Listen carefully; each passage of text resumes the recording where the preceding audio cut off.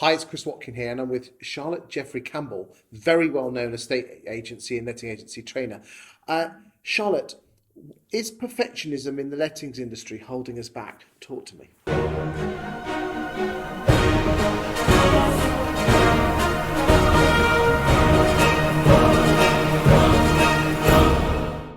Well, I think it's really important to aspire to perfection as the letting or estate agent, and you need those tools to give you confidence in that you're delivering the best service for your customer. Well, let's all be frank. Estate agents, they're not into perfectionism. I'm talking about letting agents. Letting agents, no, I think it is important to be quite a perfectionist in our industry, because perfectionism to me leads to really understanding your customer, taking time and care with them. Whether we are all perfectionists in the industry, I would disagree, but it's a good aspiration.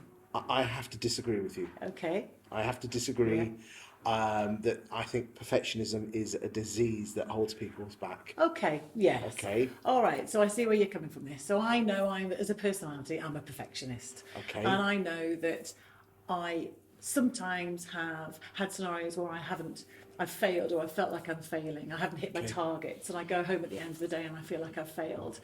But actually what I'd done was a really good job, and I'd really got to know my customers. And I think as you get older in life, you become a little bit less of a perfectionist because you have a degree of understanding of what is realistic in your day, and we're all very busy. It's interesting. I got into a conversation with a very nice lady on social media a couple of weeks ago, and she said that you need, just like yourself, we need to strive for perfectionism, because if we don't get it right, especially in lettings, landlords are going to prison. And she said if we did that, we would be extremely slapdash, and people would get into trouble. Do you think perfection, but can you ever be perfect? I think there are certain things in lettings that you have to be perfect at. You have to get your gas check done on time. You have to make sure the property's safe. You have to have good understanding of, the safety of your property. But it's more than that. It's winning business, I think, is part of our role. I mean, when was the last time a letting agent decided to jack their job in, put everything on the line, and said to their partner, I want to put everything on the line so I can stay up until 10 o'clock at night to ensure every single box on my CRM systems tick perfectly? No, they don't. But that's what they do. Yeah. Do you think? Yeah, of course they do. Well, I suppose I look at it from the point of view of when I look at the data that agents are gathering at the beginning, where they're trying to get to know their customer. And I think we've got to a point in the industry where we've become quite robotic because the CRM system controls us, and we don't have that relationship with the client. And I would challenge all letting agents and estate agents to really listen to their customer care calls, listen to what's going on, and assess how robotic they're coming across over the phone with their customer, because I think there's a risk of that. But we need to be perfectionists in the behind the scenes elements. We need to get that right. I agree with the upfront bit, but I'm sorry, I disagree with you with the perfectionism. Okay. You see, whenever you say to a letting agent, you shouldn't be a perfectionist, they then turn around and say, well, if it was slapdash and everything else, I'd only get like 50% done. I'm not talking about slapdash and 50%. I'm talking about, what do you think the opposite of perfectionism is? Well, I guess the opposite of perfectionism is not having a care and not monitoring detail, not keeping track of detail. And I think that is something as an industry we have to do. I think it's really important. Okay.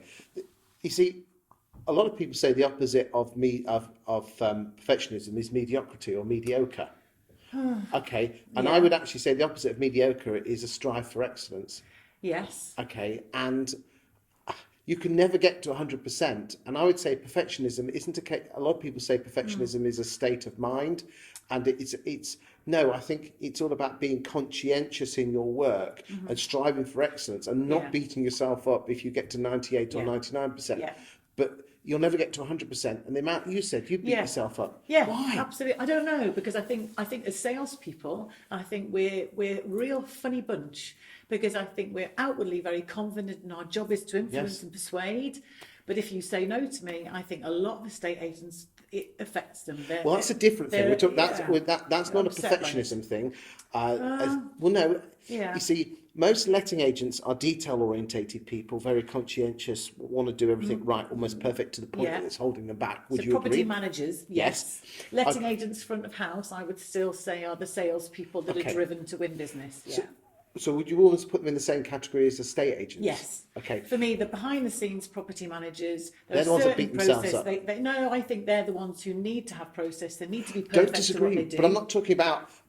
Perfectionism, I suppose it's what you define. I'm perfectionism, saying isn't it? go for excellence. Yes, and I agree with excellence. But I don't think I think you have to be perfect, that all of your 200 property management stock have their gas check done on time. That has to be perfect. But that's part of being aim for excellence. Yes, and I think for me it's about perfectionism is impossible in most areas of our industry because we haven't got enough hours in the day. I would love to be able to speak to every single client on my database regularly. I would love to be able to visit all my properties, once they're put on the market, to win more business and get a relationship with my client. I can't do that, so therefore I have to be excellent. I can't be perfect. But I think in some areas I have to strive to be perfect, because if I don't, then I could be letting my client down. Do you think it's different parts of the same industry, I think. You've admitted that you're a bit of a perfectionist. I am completely, okay. yeah. Why do you think you're a perfectionist? I think, I don't know, we've talked about this before, haven't we? We have, but not in front of camera. No, I think for me, I don't think I realised what my strive to perfectionism was about until I reached my 40s, and I realised that I had to take a little bit of pressure off myself. Okay. I left a job once because I didn't think I was good enough, and after the event my boss said to me, "Why did you leave?" And I said, "Because I didn't think I was good enough." And they said, "We thought you were brilliant." And I think it's so important that we feed back to our staff and give us confidence, because we're all wired in different ways. 100% agree. But we talked about parents and whether or not we're always trying to impress, and I would say yes, I've always tried to impress my parents. And you see, I'm really into the Yeah. psychology of all this shit. Yeah, Excuse my French. And okay, and don't get me wrong, you do need that. I think aiming for perfection, you're going to beat yourself up. I'm striving for excellence, but Yeah. a lot of it comes down to the fact is that as a child you were told you weren't good enough. That really hurt you as a child. Yes, so of therefore, course. since then, Yeah. I mean, you've been honest that one of your parents was always. Yes. I was always looking at, what more can you do? And I'm glad that was how it was, because it made me strive. But don't you think there are different stages in your life? Of course there are. I think there are stages in your life where you have to strive and you have to look for excellence. I agree what you're saying about perfectionism. Do You you can't always be perfect. But do you? Let's have this final thought. Do you think with the way the younger generation have been brought up, where probably the parents haven't given that pressure, we could go completely the opposite way, and all and making a sweeping statement here. But do you think the millennials probably might not make great letting agents because they don't aim for perfection? It's all about happiness and well, good is avocado on good toast. enough, absolutely. But then to a degree, that's why I think the millennials need more support. So I suppose it's that different approach, that if you think in our generation we were sort of given that little tap on the head and crack on, you've got to do it this way and you've got to do it right. The millennials, I think they want that support and encouragement and recognition. And I think if you've got a team of millennials working with you, then it's really important that you recognise what they're good at, support them when they need it, and really question and understand what does motivate your team, because everybody's motivation is different. And somebody might be happy with Snapdash, somebody else might be happy with perfection. So it's about what is balance, you said, kicking you in the knee. Don't worry. Should we talk about that in greater detail in the next video? Yes, absolutely, yeah. Thanks very much.